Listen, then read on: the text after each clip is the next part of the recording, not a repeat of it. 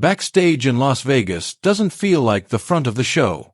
It feels smaller, quieter, controlled. Narrow hallways, low ceilings. People move with purpose, not excitement. Everyone here knows the rules: where to stand, when to speak, when to stay silent. This isn't the audience. This is the inner room. Between shows, the energy changes. Music fades. Applause becomes distant. What's left is routine, security checks, quiet conversations, familiar faces. The performer isn't preparing. He's already done that part of his life. This is his space, his time, his world. Security isn't decorative here. It's deliberate, positioned for control, not appearance. One man in particular stands out, not because he moves, but because he doesn't need to. His presence alone sets boundaries. People adjust when they pass him. Voices lower. Steps slow. This is the kind of person whose job is simple. Nothing goes wrong while he's watching. Then someone else enters the room. No announcement. No attention drawn. Smaller frame. Plain posture. Doesn't scan the room. Doesn't challenge it. He looks comfortable. Not confident in a loud way. Not cautious either.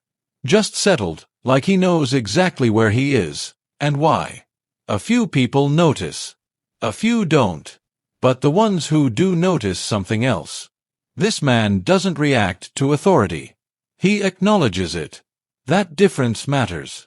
Because in places like this, strength usually introduces itself. It fills space. It makes itself obvious. This doesn't. And that's when the question quietly forms in the room. Not spoken yet. Just felt. What actually keeps someone safe? Is it size? Or is it something else entirely? No one realizes it yet. But the next few minutes are going to change how everyone here answers that question. In rooms like this, power isn't announced. It's arranged. Who stands where? Who speaks first? Who doesn't need to speak at all? The security team already knows their roles. They don't cluster. They don't hover. They hold space. At the center of that structure is the man responsible for keeping order. He doesn't scan faces nervously. He's seen everything that can happen here, and everything that shouldn't. His body does most of the work for him. It sends a clear message without effort. Problems don't escalate around people like this. They dissolve. Not because of violence, but because of certainty. When someone like him believes in something, it's usually earned. Years of repetition. Physical results. Situations that didn't go wrong. That confidence shapes the room. Nearby, the smaller man stands differently. Not positioned. Not guarding anything. He isn't here to control space. He isn't here to be noticed. He's here to observe. He listens more than he speaks. When he does speak, it's brief. No explaining. No selling. That contrast quietly rearranges attention. The people who matter in this room start watching the interaction. Not because anything is happening, but because something might. Two philosophies exist here at the same time. One believes control comes from presence, from being the biggest variable in the equation. The other believes control comes from understanding the equation itself. Neither side is disrespectful. Neither is aggressive. That's what makes it uncomfortable. Because if this were obvious, it wouldn't be interesting. The larger man trusts what he can see, what he's used his whole life. The smaller man trusts what he's learned. Even if no one else can see it yet. No one has chosen a side openly. But everyone is measuring. Even the people pretending not to. The performer notices this immediately. He's spent a lifetime reading rooms. He understands tension that hasn't surfaced yet. This isn't about ego. It's about reliability. When everything is at stake, what actually works? The question hangs there, unanswered. Not as a challenge. Not as a test. just as a quiet gap in certainty. And gaps like that don't stay open for long. Nothing has happened yet. That's the strange part. Everyone is still standing where they were. No raised voices. No sudden movements. But the room doesn't feel the same anymore. The larger man has noticed the attention shift. Not directly, but enough to register it. He's used to being the obvious constant in any space. Here, something feels undecided. The smaller man hasn't done anything to earn interest. That's what makes it noticeable. He hasn't asserted himself. Hasn't corrected anyone. Hasn't tried to impress. And yet, eyes keep drifting back to him. The performer senses it too. He doesn't interrupt. He lets the moment breathe. Because moments like this reveal more than questions ever could. Eventually, someone speaks. Not to provoke. Not to challenge. But to clarify. It's framed casually. Almost conversational. The kind of comment that sounds harmless, but carries weight underneath. It draws a line between two ideas that can't both be right in the same way. On one side, strength you can see. Physical dominance. On the other, control you can't see yet. Timing. Understanding. No one argues. That would make it smaller than it is. Instead, perspectives are offered. Measured. Confident. The larger man doesn't dismiss the other view. He acknowledges it, and then grounds his own belief in experience. He's not theorizing. He's explaining what's always worked for him. That matters, because experience is persuasive, especially when it's backed by years without failure. The smaller man listens, doesn't interrupt, doesn't rush to respond. When he does speak, it isn't defensive. It isn't emotional. It's precise. He doesn't say the other approach is wrong. He reframes the problem entirely. The room gets quieter, not from tension, but from attention. People aren't choosing sides yet. They're recalibrating. This is no longer about who is stronger. It's about what strength actually means in this context. And that's when the thought becomes unavoidable. Not just for the people in the room, but for anyone watching this unfold. When two people rely on completely different strengths, which do you think usually matters more, presence or precision? That question isn't asked out loud. It doesn't need to be. It sits there, unanswered, pressing gently against certainty. The performer doesn't resolve it. He won't. He understands that answers given too early lose their value. Instead, he allows something else to happen. He shifts the situation just enough to move it from conversation to possibility. Not a confrontation. Not a challenge. An evaluation. And suddenly, everyone realizes, this isn't theoretical anymore. Something is about to clarify the question, without anyone needing to win an argument. The room holds its collective breath. No one speaks for a moment. No one moves unnecessarily. The performer finally gestures subtly, enough to signal that the ideas in the previous section are about to meet reality. The larger man nods. He understands what is being asked, even if unspoken. No hesitation. No need for instructions. The smaller man shifts slightly, just enough to show readiness. Confidence doesn't radiate loudly here. It's quiet, calm, measured. A few people glance at each other. Some roll their shoulders. Some adjust posture. Everyone is instinctively preparing. Then a question arises, silently, internally, for anyone paying attention. Do you think confidence comes more from experience, or from knowing something others don't? It's not posed out loud. No one answers immediately. But it frames what is about to happen. The larger man steps forward first. Not aggressively. Not theatrically. Just enough to demonstrate capability, method, and habit. The smaller man mirrors the space, aligns himself for optimal movement, and waits for the test to fully unfold. The difference in approach is clear. One relies on what has always worked: strength, timing, presence, repetition. The other relies on something less visible: understanding, calculation, anticipation. No one interrupts. No one comments. Every micro-movement is noted.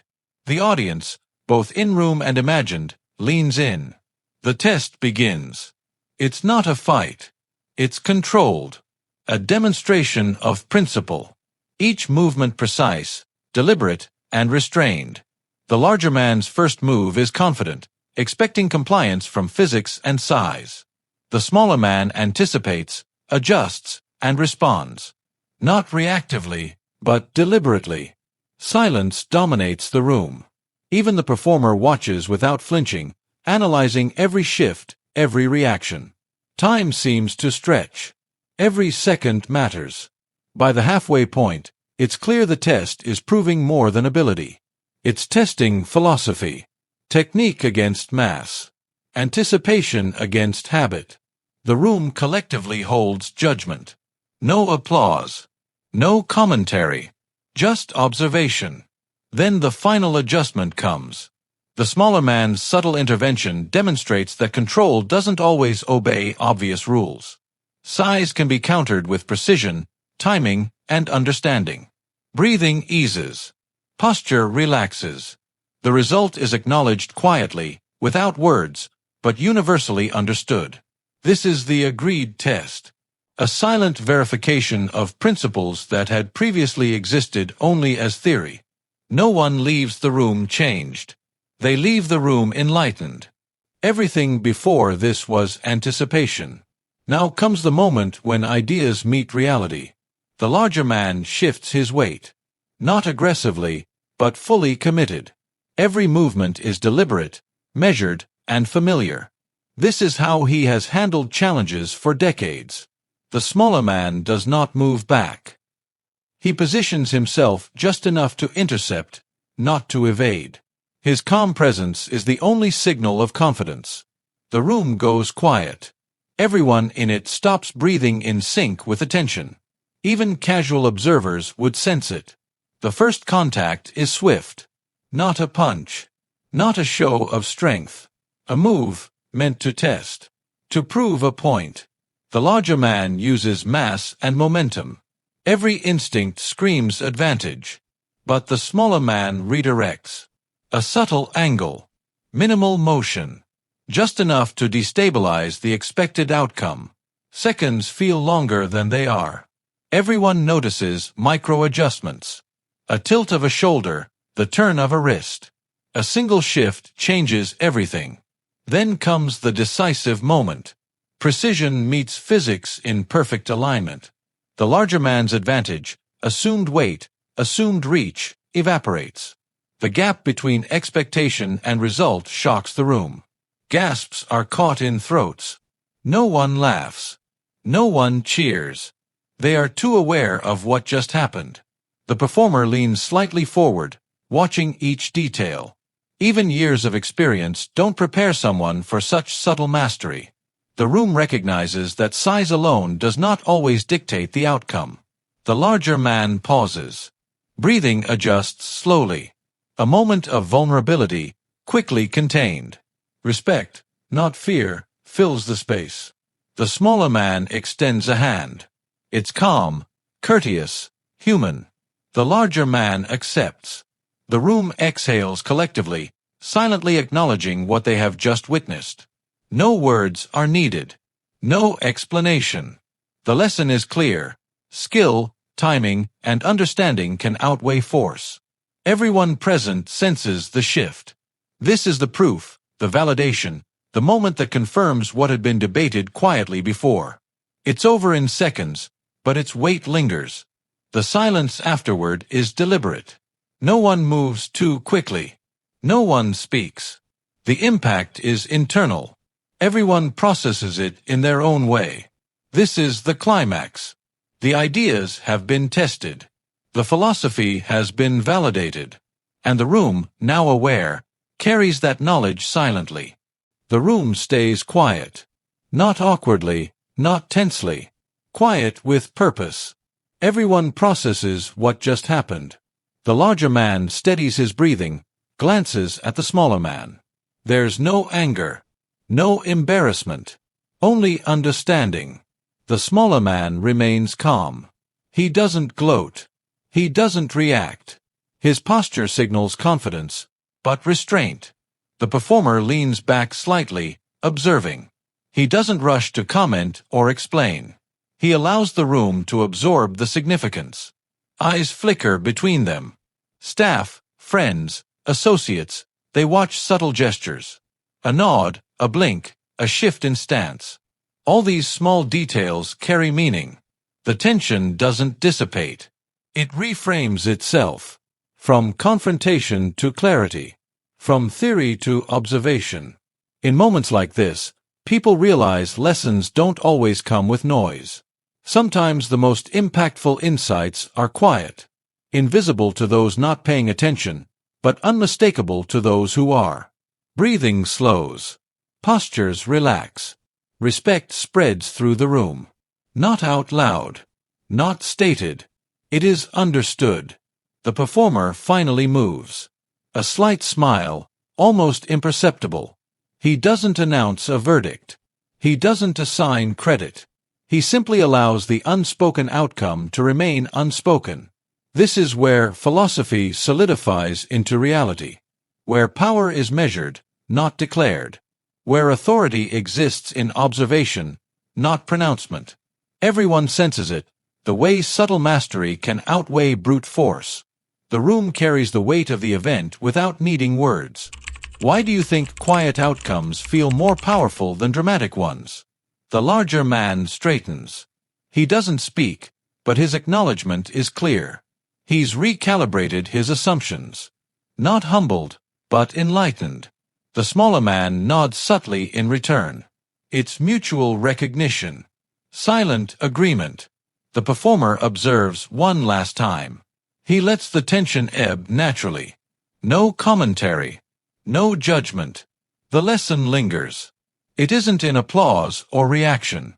It's in understanding, the power of skill, timing, and restraint. The room slowly resumes its rhythm. Movements are careful, deliberate. Everyone knows the dynamics have changed, but no one announces it. The hierarchy has subtly shifted. This is the strength of quiet outcomes. Invisible to some, undeniable to those paying attention. The room itself seems different. Charged not by action, but by understanding. The room slowly returns to its usual rhythm. Movements are deliberate but lighter now. The tension has not vanished, it has settled.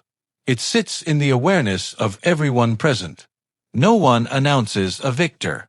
No one proclaims a lesson. No one explains the events in detail. Yet, the hierarchy has shifted. The performer does not need to speak. The larger man understands the change. The smaller man knows it is acknowledged. Everyone else in the room senses it intuitively. Authority here is subtle. It doesn't demand validation. It doesn't require explanation. It is recognized because it is evident, through observation, through restraint, through outcome. A glance passes between the two men. The acknowledgement is mutual but silent. No prideful gestures. No ego to prove. Just recognition of skill, understanding, and respect. The performer watches quietly, satisfied. He doesn't comment. He doesn't clarify.